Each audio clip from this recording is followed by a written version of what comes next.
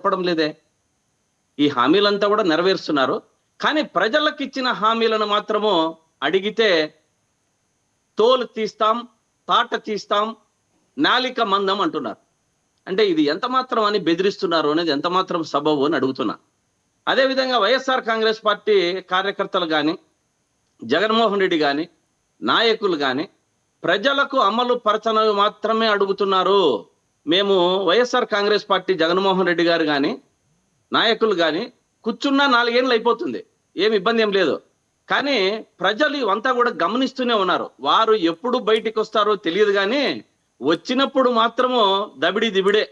ప్రజలకు, నాయకులకు, టీడీపీ వాళ్ళకు మాత్రము ఈ యొక్క కార్యక్రమాన్ని ప్రజలు ముందుకు వచ్చే తొందరలోనే దగ్గరకుంది. వాళ్ళు వచ్చేస్తారు. ముందుకు వస్తే మాత్రం అయిపోయింది ప్రభుత్వం పరిస్థితి.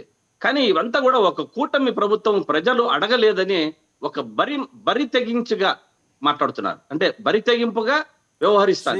కానీ మరి పెట్టుబడుల మీద ఒకటి మాట్లాడుకుంటే, నేను అడిగిన ప్రశ్న ఫిక్కీ సమావేశంలో ముఖ్యమంత్రి గారు అదే చెప్తున్నా, వస్తున్నా సార్, చూపించారు. దానికి వస్తున్నా. ఇప్పుడు పెట్టుబడుల మీద వచ్చారంటే పెట్టుబడుల మీద మానవులాగా ఎప్పటికుంటారు అది అడుగుతున్నది. ఇప్పుడు పెట్టుబడుల మీద కట్టుకథలు చెప్పడము బాబు గారికి పరిపాటే. అంటే ఇంతకుముందు నాయుడు గారు కూడా విన్నాం, మన జనసేన మహేష్ గారు కూడా చెప్పారు, సేమ్ కట్టుకథలే, ఏం దానికి తీసిపోలేదు. బాబు గారికి పక్కన వారేం తీసిపోకుండా కట్టుకథలు చెప్పాడు. పెట్టుబడుల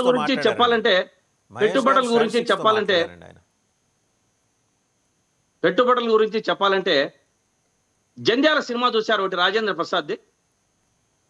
దాన్ని కోడిని కట్టుకొని బిర్యానీ తిన్నట్లు అన్నం తింటుంటాడు.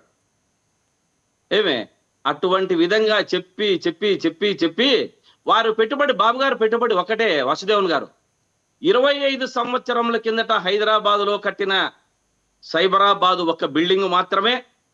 ఇప్పుడు అమరావతిలో రాజధానిలో ఇచ్చిన 44 ఎకరాలు మాత్రమే వారు పెట్టుబడి. దీన్ని చెప్పుకొని 25 ఏళ్ల నుంచి సైబరాబాదు, ఇప్పుడు 5 ఏళ్ల నుంచి ఈ అమరావతిని ఒక భ్రమరావతిగా మార్చిన ఘనత ఈ కూటమి ప్రభుత్వానిది అని చెప్పాలి. కానీ చూస్తున్నాం ఈ హైదరాబాద్ అభివృద్ధి ఎన్ని రోజులు హైదరాబాద్ గురించి చెప్పుకుంటూ వస్తారు. ప్రశ్న చాలా క్లియర్ గా ఉంది. ఎందుకు మీరు పారిశ్రామికవేత్తలు భయపడుతున్నారు? దానికి సమానం చెప్పండి. ఎందుకు వాళ్ళకి దానికి వస్తూ ఉన్నా కదా. అప్పుడు ఎందుకు మీరున్నప్పుడు 2014, 19లో పెట్టుబడులు రాలేదు అంటే జగన్మోహన్ రెడ్డి గారిని చూసి రాలేదు.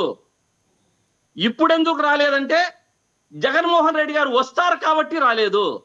అంటే ఈ హిరణ్యకశ్యపుడు విష్ణుమూర్తిని ఎప్పుడూ తలుచుకున్నట్టు ఈ చంద్రబాబు గారు గాని, కూటమి నాయకులంతా కూడా జగన్మోహన్ రెడ్డి నామస్మరణ చేయడమే వీరికి పరిపాటి అయిపోయింది.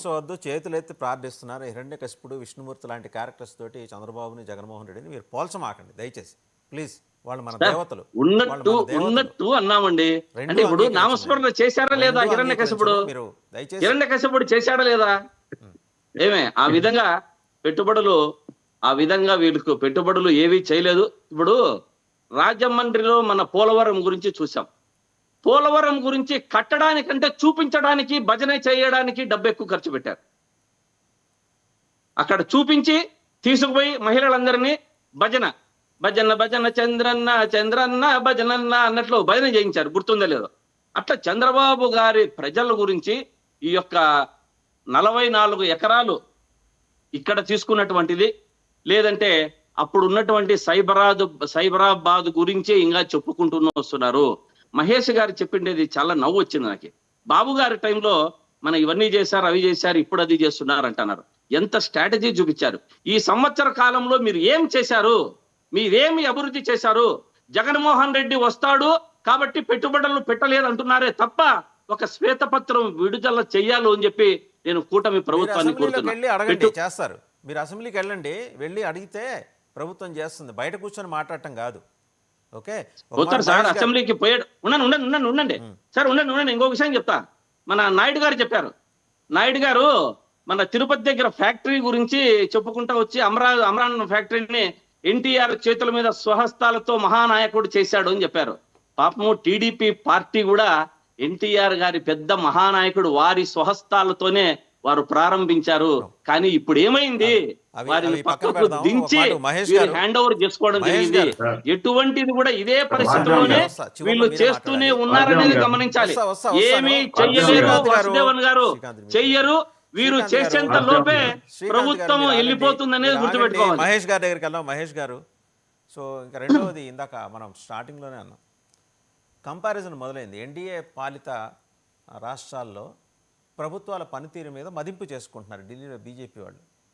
మనం ఎక్కడున్నాం, మన గ్రాఫ్ ఎలా ఉంది, అటు ప్రభుత్వాల గ్రాఫు, ప్రభుత్వంలో కూటమి పార్టీల గ్రాఫు, అన్ని రాష్ట్రాల్లో రకరకాల కూటములతోటి ప్రభుత్వాలు నడుపుతున్నారు.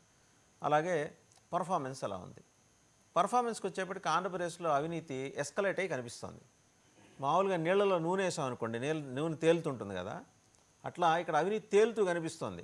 వాళ్ళకి చెమటలు పట్టి ముక్కు మీద కళ్ళజోళ్ళు జారిపోతున్నాయంట. ఏంటి ఎక్కడా లేదు, ఉత్తరాది రాష్ట్రాల్లో కూడా లేదు ఇంత అవినీతి. ఈ 5 రకాల విభాగాలు పెట్టుకోవటం ఏంటి, మైనింగ్ ఏంటి, ఈ రియల్ ఎస్టేట్ దందాలేంటి, లేకపోతే ఇసుక మట్టి తోడుకొని వెళ్ళిపోవటం ఏంటి, 71 మంది మీద అవినీతి ఆరోపణలు రావటం ఏంటి, ఎక్కడున్నాం, అందులో మన ఎమ్మెల్యేలు 2 ఉండడం ఏంటి, మళ్ళీ అవన్నీ కూడా వాళ్ళు తెప్పించుకొని మదింపు చేసుకున్నారు. సో ఒక క్లాస్ ఒకటి తీసుకోబోతున్నారు సెకండ్ వీక్ ఆఫ్ జూలైలో. ముందర సంయమనం పాటించండి మాట్లాడేప్పుడు మాటల్లో, జగన్మోహన్ రెడ్డి స్థాయికి దిగజారమాకండి అని చెప్పబోతున్నారు. దాన్ని ఏదో అంటుంటారు మీరు, నార తీసే కార్యక్రమాలు, తర్వాత ఒకరిని లోపలేసాం, రెండో లైన్లో ఉన్నాడు,